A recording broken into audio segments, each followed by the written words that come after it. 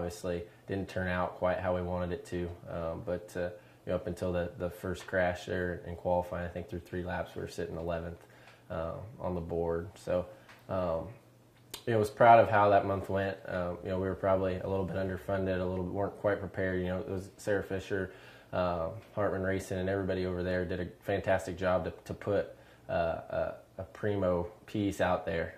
We just had one of them, and that crash in qualifying set us back. But I was proud of the month we had, and knew that I wanted to get back, kind of feel like I had some unfinished business. Coming back with Jonathan Byrd's Racing, the actual program will be run out of the KVSH shop and their stable, which is really exciting. Obviously, 2 years ago they won it with Tony Kanaan, and last year they had Townsend Bell, who was right in the mix for it. So I feel like our program is going to be good. Obviously have the people and the knowledge to be a factor.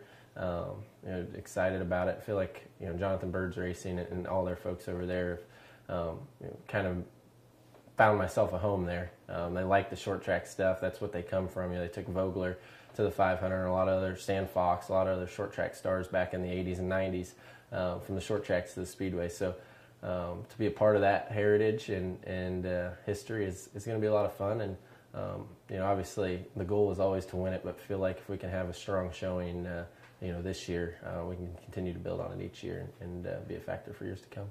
A guy that, even though I'm only 25, is accomplished short track racer as you'll find, and have a name at least on that level to carry along with it. So hopefully we can not only do them well with their program, but to represent short tracks across America well, and bring some of their fans to the speedway and bring some speedway fans to the short track racing. I think growing up in Indy was a huge part of who I've become and why I've been able to be so successful.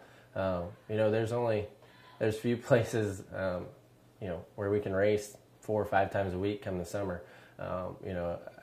I'll show you guys my schedule here in a little bit, and it's I have 115 races on it this year, plus the Indy 500. So that'll end up being 125 days at a racetrack or something like that, and you can't do that everywhere. So we spend a lot of time here in Indy. The culture here in Indy is obviously racing and basketball, which is the 2 things I love in life. So it works out great. It's a perfect fit for me. But the culture and what Indianapolis has to bring on the racing front is definitely a huge reason and why I am where I am today.